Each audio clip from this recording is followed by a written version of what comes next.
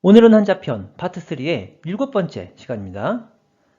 한자편 파트 3에서는 손마디촌이 포함되어 있는 40개의 한자를 소개해드리고 있는데 지난 시간까지 29개의 한자를 이미 소개해드렸어요. 따라서 혹시 이 영상이 오늘 처음이신 분께서는 특히 손마디촌에 대해서 소개해드리고 있는 파트 3의 첫 번째 영상을 먼저 시청해주시고 나서 오늘 영상 봐주시면 훨씬 더 효과적인 한자 공부가 가능하실 거라 생각합니다. 자, 그럼 오늘도 새롭게 5개의 한자에 대해서 소개해 드리도록 하겠습니다. 자, 오늘의 주인공들인 5개의 한자를 지금 보고 계신데 먼저 손마디촌이 모든 한자들 속에 포함되어 있다는 점을 확인해 주시고요.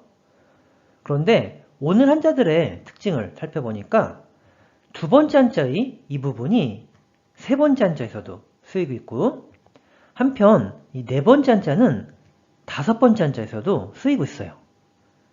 자, 그럼 이러한 특징을 참고하면서 오늘의 첫 번째 한자부터 살펴보도록 할게요.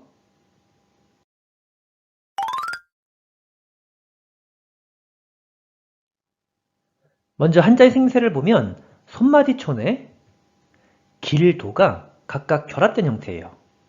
참고로 길도의 발음에 대해서 잠깐만 짚고 넘어가면 음독은 노로 읽고 한편 훈독은 밑지로 읽어주는데 특히 지금 소개해드리는 한자와 관련해서는 훈독 발음인 밑지를 알아두시면 굉장히 큰 도움이 될 수 있으니까 함께 먼저 메모해 보도록 하세요. 자, 그럼 스토리텔링입니다. 지금 어떤 할머니께서 어딘가를 가고 계신데 길을 잘 몰라서 헤매고 있으세요. 그런데 이를 본 친절한 경찰관이 그 길은 저쪽이에요 하면서 손으로 길을 인도하고 있는 장면이네요. 자, 그럼 질문입니다. 지금 경찰관은 할머니에게 손으로 길을 뭐 하고 있나요?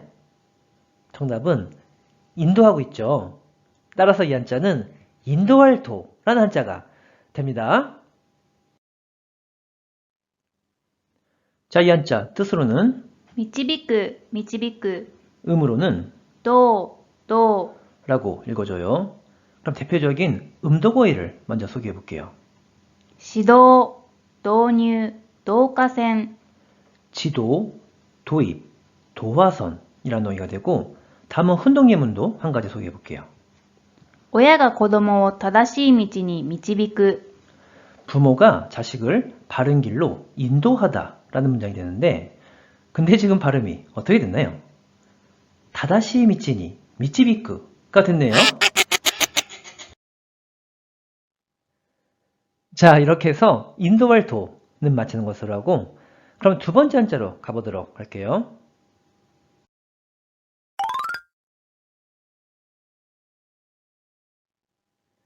먼저 한자의 생세를 보면 손마디촌에 문과 콩두가 각각 결합된 형태예요. 그리고 이 한자의 포인트는 바로 이 콩두가 되는데 한자를 쉽고 효율적으로 암기하고자 하는 취지에서 여기에서의 콩은 단순한 콩이 아니라 누군가와 싸울 때 콩닥콩닥이라고 생각해 볼게요. 자, 그럼 스토리텔링입니다. 지금 로미오 가문과 줄리엣 가문이 보이는데 근데 이 양 가문은 서로 만나기만 하면 콩닥콩닥 하고 손찌검하면서 싸웠다는 사실 다들 아시죠? 자, 그럼 질문입니다. 이와 같이 이 양 가문은 만나기만 하면 콩닥콩닥 손찌검하면서 서로 뭐 했나요? 정답은 싸웠죠. 따라서 이 한자는 싸울트라는 한자가 됩니다. 자, 이 한자 뜻으로는 戦う、戦う、 음으로는 問う、問う、 로 각각 읽어줘요.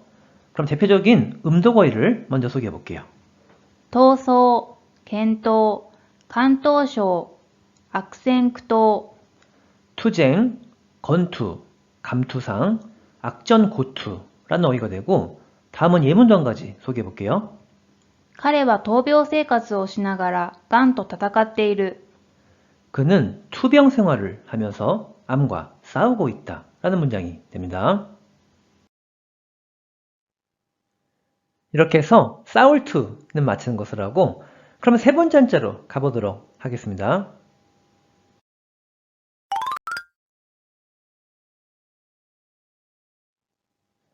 먼저 한자의 생세를 보면 손마디촌에 콩두와 기슬검이 각각 결합된 형태예요. 참고로 기슬검은 두 가지 의미를 지니고 있는데, 첫 번째는 이 한자가 가파른 절벽을 나타낸 모습이기 때문에 기슭이나 언덕과 관련된 의미를 지니게 돼요.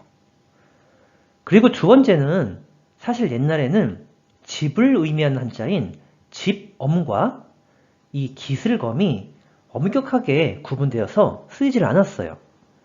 그래서 일부 글자에서는 기슬검이 집을 의미하는 경우로도 쓰이고 있는데, 지금 바로 소개해드리는 이 한자가 바로 이 집과 관련된 의미로 쓰이고 있으니까 이 점을 먼저 메모해 보도록 하세요. 자, 그럼 스토리입니다. 지금 어느 집에 주방이 보이는데 엄마가 손으로 야채를 콩콩콩 썰면서 요리를 하고 있는 장면이네요. 자, 그럼 질문입니다. 이와 같이 집에서 야채를 손으로 콩콩콩 썰면서 요리하는 곳이 어디인가요? 정답은 주방이죠. 따라서 이 한자는 주방주 또는 부엌주라는 한자가 됩니다. 자, 이 한자 뜻으로는 발음이 없고 음으로만 中、中、 로 길게 발음해줘요. 그럼 대표적인 어휘를 소개해 볼게요. 厨房、 주방이라는 어휘가 되고, 다음은 예문도 한 가지 소개해 볼게요. 厨房は台所またはキッチンとも言う。 주방은 부엌 또는 키친이라고도 한다 라는 문장이 됩니다. 자, 이렇게 해서 주방주, 부엌주는 맞히는 것을 하고, 그럼 네 번째 한자로 가보도록 하겠습니다.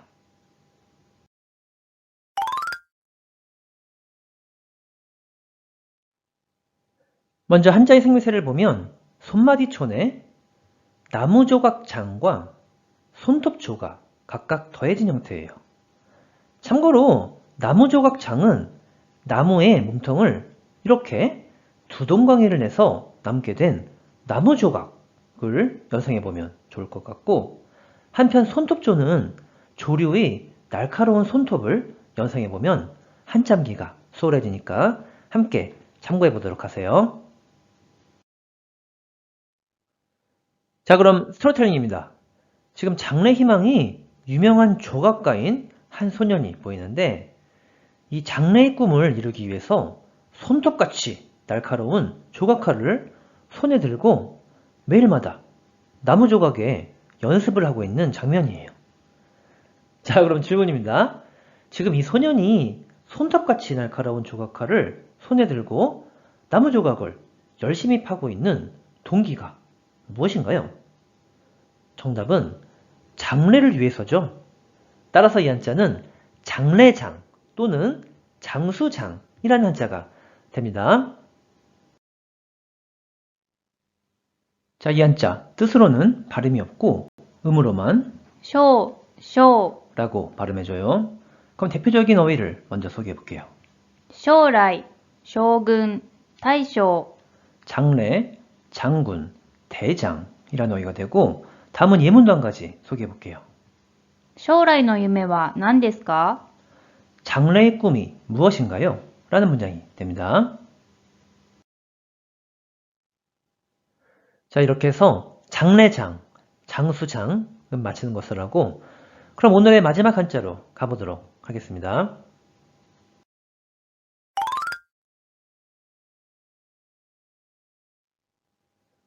먼저 한자의 생미세를 보면 방금 전에 소개해드린 장래장에 클, 대가 각각 결합된 형태예요. 자, 그럼 스토리텔링입니다. 지금 어쭈구리 대학교라고 하는 학교가 보이는데, 근데 이 학교는 학생들이 장래에 큰 인물이 되도록 장려하기 위해서 모든 학생들에게 장학금을 지급하고 있대요. 자, 그럼 질문입니다. 이와 같이 장래에 큰 인물이 되도록 이 대학교는 장학금으로 학생들을 어떻게 하고 있나요? 정답은 장려하고 있죠. 따라서 이 한자는 장려할 장이라는 한자가 됩니다. 자, 이 한자 뜻으로는 발음이 없고 음으로만 小、小、 라고 발음해줘요. 그럼 대표적인 어휘를 먼저 소개해 볼게요. 小学生、奨励金、推奨、 장학생, 장려금, 추장이라는 어휘가 되는데 여기서 스이쇼라는 어휘는 인디안 추장을 뜻하는 것은 아니고 우리말의 장려나 추천에 해당하는 어휘라고 보면 좋은데 상당히 고급스러운 어휘니까 메모를 해주시면 좋겠어요. 그럼 이번엔 스이쇼라는 어휘를 가지고 예문도 한번 만들어 볼게요.